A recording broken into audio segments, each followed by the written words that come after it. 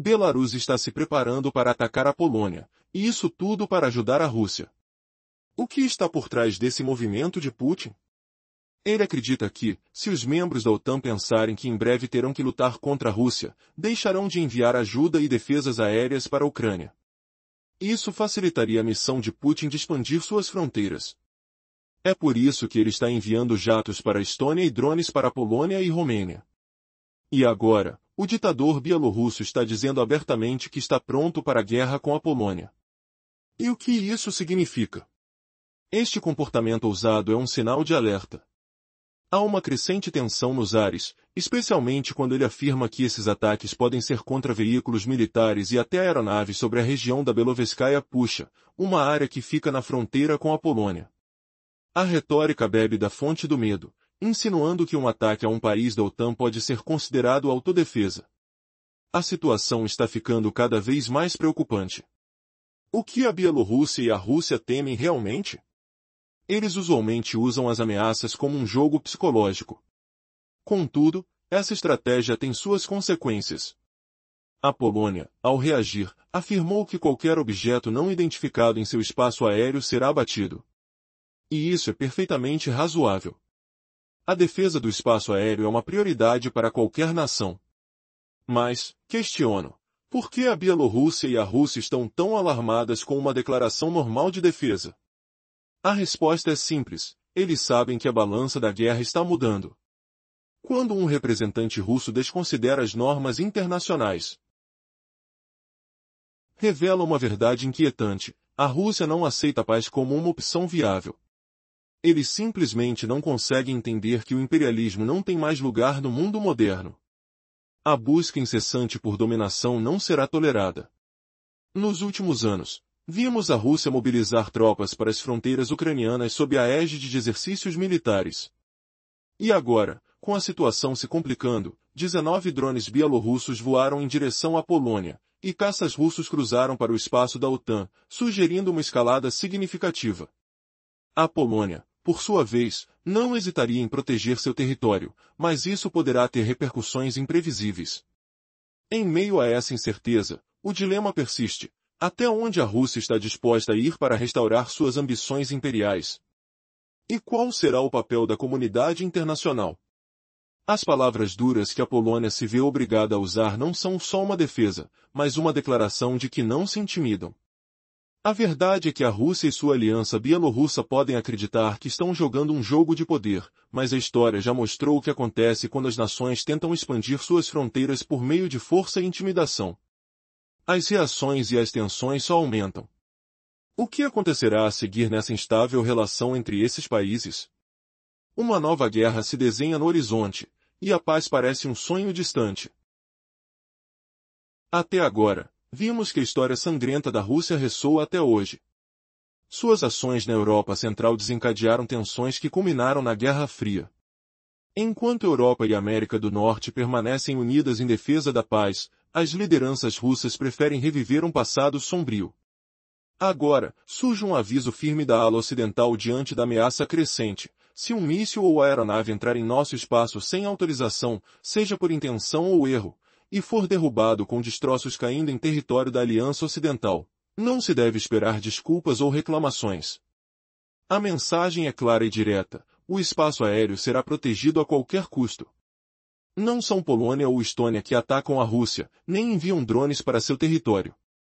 A agressão parte do próprio regime russo, que usa Belarus como campo para suas provocações e incursões. E então, quando países da aliança anunciam sua proteção sobre seus céus e populações, Putin encena uma guerra que nunca foi oficialmente declarada.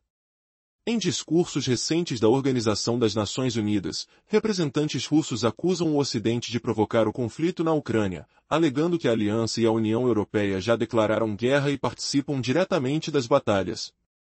Mas que significado diretamente teria nesse contexto? Se fosse assim, a guerra terminaria em breve, Moscou estaria cercada, e o exército russo estaria empurrado para dentro de sua capital.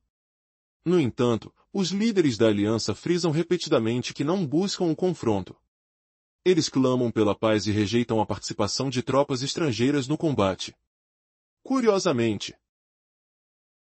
Não são as forças ocidentais que lutam no terreno ucraniano, mas sim voluntários, movidos pela crença na luta pela liberdade. No entanto, a pressão de Putin para ampliar o conflito levou a convocar soldados da Coreia do Norte para reforçar suas tropas debilitadas. Mesmo assim, a posição da aliança permanece firme e clara: não desejam guerra, preferem a paz. Porém, estamos diante de uma encruzilhada perigosa, onde provocações, falsas justificativas e estratégias obscuras alimentam a tensão. Estamos entrando numa era onde a confrontação não queria surgir, mas foi fabricada em capitais que buscam nos enfraquecer. A pergunta crucial é: será possível manter a calma diante de uma escalada que parece destinada a descontrolar os destinos do continente? E até onde essa dança de ameaças e respostas vai nos levar? O que realmente está por trás desse véu sombrio de diplomacia e guerra silenciosa? O próximo capítulo revelará uma surpreendente verdade que pode virar tudo de cabeça para baixo. A guerra se intensifica na Europa, com a Rússia formando alianças alarmantes com países como China, Coreia do Norte e Irã. As intenções de Putin são claras: ele deseja reconstruir um império soviético, mirando na Ucrânia, e vê os ucranianos como meros súditos de um czar que ele pretende ser. Essa visão distorcida lembra uma anedota popular da era soviética, onde um garoto ucraniano ao voltar de Moscovo diz que tudo na cidade era para o bem da humanidade. No entanto, a realidade é bem diferente. Não estamos mais nos anos 1920, onde Putin poderia impor seu desejo expansionista sem resistência. A Ucrânia agora possui aliados fortes e robustos. Mark Rutte, secretário-geral da NATO, expressou a preocupação crescente sobre os planos de Putin. Ele admite que, embora Putin deseje conquistar tudo, ele provavelmente saberá que isso não é viável. O panorama é sombrio, e a possibilidade de um acordo de paz se torna uma necessidade premente para Zelensky, garantindo a proteção da Ucrânia em um futuro próximo. E não para por aí. As eleições de um grande arsenal militar estão a caminho. Os Estados Unidos estão preparados para fornecer mísseis de cruzeiro Tomahawk para a Ucrânia. Com essa tecnologia, as forças ucranianas estariam a menos de 1.000 quilômetros de Moscovo. Essa mudança marca uma justificativa clara: não existe paz desejada pela Rússia. Como isso afeta os planos de Putin? A crescente pressão e a necessidade de fortalecer a Ucrânia podem levar a um novo tipo de decisão na mesa de negociações. Afinal, o que um líder faria quando seus falhanços se amontoam? É um jogo de xadrez diplomático, onde a cada movimento, o risco de um xeque-mate se aproxima. E mais intrigante, quais serão as repercussões se os aliados da Ucrânia conseguirem garantir um equilíbrio? A incerteza paira no ar e as tensões aumentam. Como será o próximo capítulo nesta narrativa conturbada? Exploraremos isso em seguida. Até agora, vimos como Putin continua a tentar expandir seu domínio, desafiando a resistência ucraniana e a solidariedade internacional. Zelensky precisa garantir que seu país esteja protegido mesmo após um possível acordo de paz ou cessar-fogo duradouro. Mas as notícias ruins para o Kremlin seguem chegando. Você já imaginou que a guerra pode mudar de figura com um passo que ninguém esperava? Os Estados Unidos estão prestes a entregar mísseis de cruzeiro Tomahawk para a Ucrânia. Essas armas colocariam Moscou no alcance direto dos ucranianos, algo que parecia improvável há pouco tempo. O motivo? A consciência crescente de que a Rússia jamais quer paz de verdade. Nem mesmo um acordo justo a faria retroceder. Putin deseja controlar toda a Ucrânia. E, para deter essa ambição selvagem, só restam duas palavras: força e determinação. Um detalhe surpreendente: essa avaliação não vem de um general americano ou de algum político alinhado à guerra. Vem de alguém que antes era suspeito, conhecido por ser contra o apoio americano à Ucrânia, o vice-presidente J.D. Vance.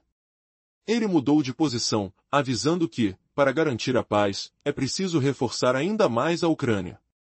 Ele declarou que o presidente Trump está considerando, pela primeira vez, a possibilidade de fornecer esses mísseis Tomahawk, vendo com atenção os pedidos feitos também pelos países europeus. Esses mísseis têm um alcance de 1.000 milhas, ou seja, poderiam alcançar o coração da Rússia. Imagine o impacto disso. Isso não é apenas uma questão de armas, mas um sinal claro de mudança geopolítica. Na conversa, Vance destaca que, agora, o compromisso europeu é mais real. Os países não estão mais recebendo apenas dinheiro e armas gratuitamente. Eles estão investindo diretamente, comprando armamento, mostrando que querem estar realmente envolvidos na defesa do continente, compartilhando os riscos e, claro, os esforços para a paz. A tensão está mais alta do que nunca. O som dos motores dos mísseis, o cheiro da pólvora, a vibração da incerteza no ar, tudo indica que o jogo mudou. Será que Putin poderá controlar a situação? Ou será que, agora acuado, terá que se sentar à mesa de negociações? E o mais inquietante, será que esse movimento americano e europeu já é o sinal de que a guerra encontra sua virada?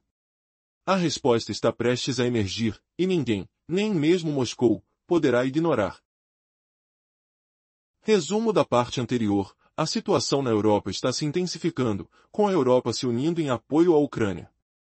Apesar do desejo da Rússia de permanecer forte, os líderes ocidentais estão pressionando para que a Rússia enfrente as consequências de suas ações no conflito. Agora, a mensagem é clara: a Rússia não está obtendo ganhos significativos com essa guerra. A economia do país está em colapso e a população deve se perguntar: até quando essa luta vale a pena? Quantas vidas estão dispostas a perder por uma vantagem militar tão pequena? A questão dos mísseis Tomahawk está no ar e muitos se perguntam se isso seria uma escalada no conflito. Em um passado não tão distante, havia um desejo claro de evitar esse confronto. Um dos principais pontos defendidos é que os europeus deveriam assumir uma parte maior da responsabilidade. A assistência militar dos Estados Unidos precisava ser ajustada. Líderes estadunidenses têm trabalhado para que os países europeus adquiram esses armamentos da América, em vez de depender apenas da ajuda direta. Isso mostra um novo comprometimento com a defesa de seus próprios interesses. Com a liderança do presidente, a situação está mudando e eles estão finalmente assumindo a responsabilidade.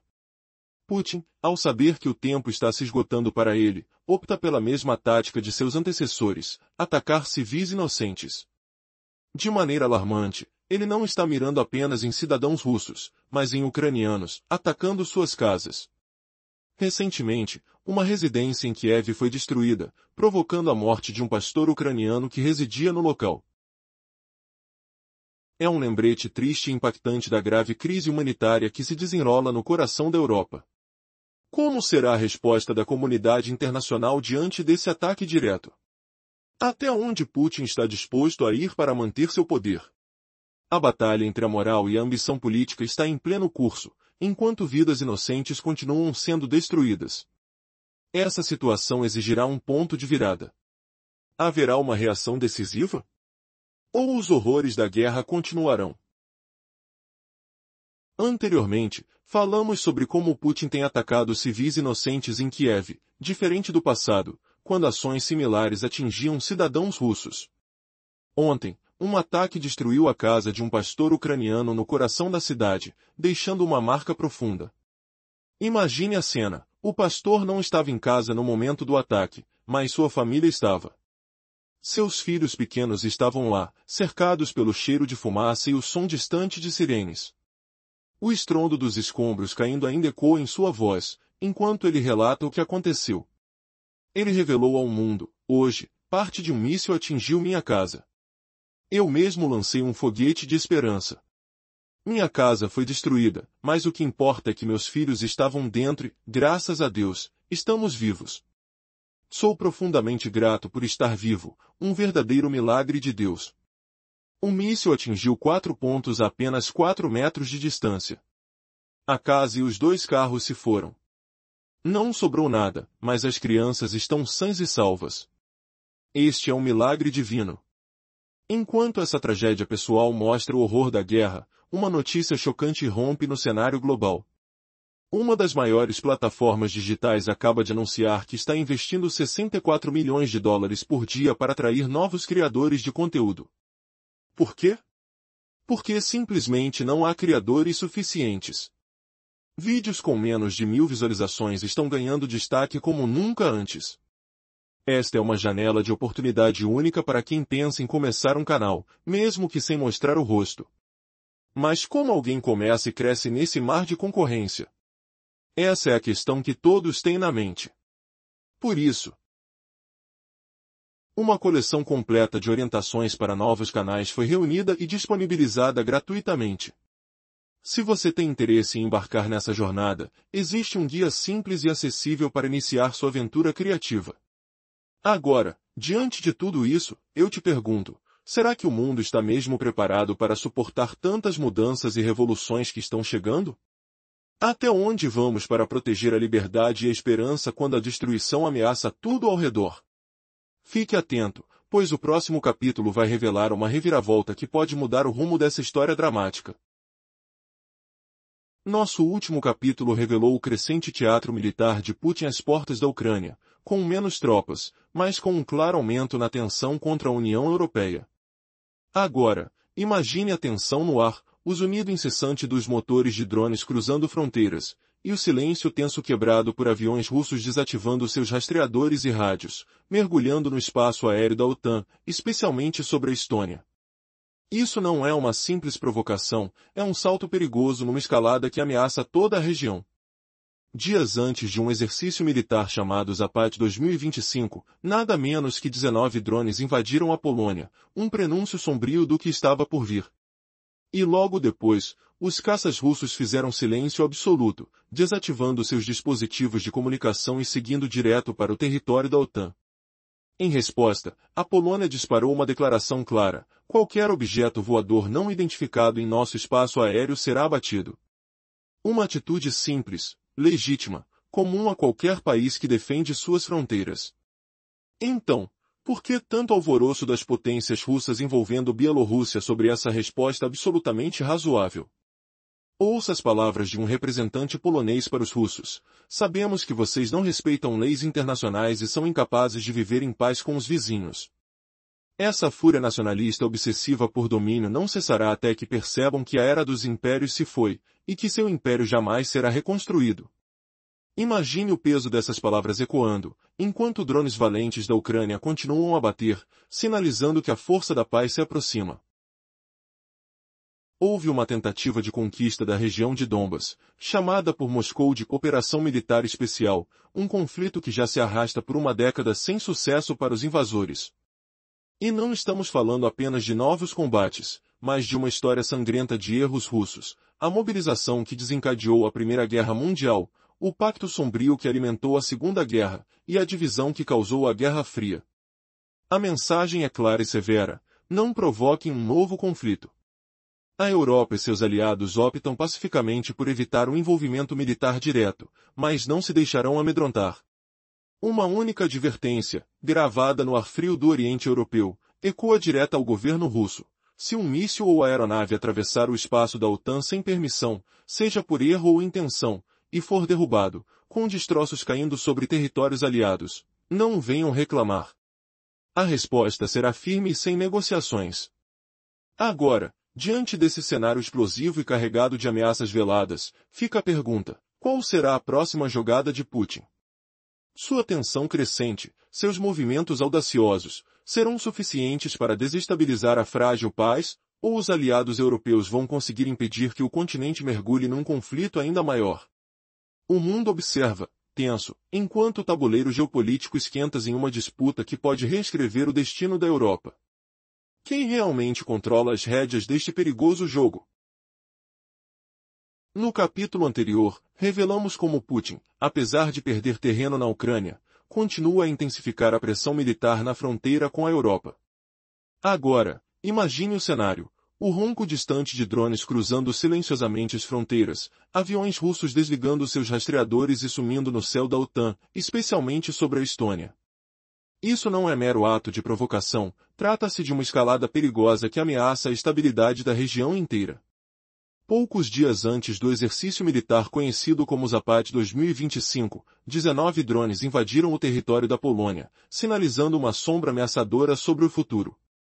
Logo após, caças russos silenciaram seus sistemas e se dirigiram direto ao espaço aéreo da OTAN. A resposta da Polônia foi direta e sem rodeios: qualquer objeto voador não identificado sobre nosso espaço será abatido. Uma reação simples, natural, esperada de qualquer nação que protege suas fronteiras. Mas aqui está o choque. Por que o governo russo e seu aliado bielorrusso explodiram em polêmica diante de algo tão básico? Ouço o desabafo de um representante polonês dirigido aos russos. Sabemos que vocês desprezam o direito internacional e não sabem como viver em paz com os vizinhos. Essa busca insana por domínio terminará apenas quando entenderem que o tempo dos impérios se foi, e seu império jamais renascerá. Enquanto isso, a resistência ucraniana, incansável, continua lançando ataques poderosos com drones heróicos, provando que a esperança ainda vive. O conflito que Moscou chama de Operação Militar Especial já dura uma década, especialmente na disputa pela região de Donbas. Sem qualquer vitória para os invasores. Mas esta tensão não nasceu do nada, é parte de uma história trágica e repetida, mobilização que desencadeou a Primeira Guerra Mundial, o pacto sombrio que lançou a Segunda Guerra Mundial, e a divisão amarga da Guerra Fria. O passado adverte, não provoquem um novo desastre. A Europa e seus aliados deixaram claro que não desejam um confronto direto, mas também não aceitarão chantagens ou ameaças.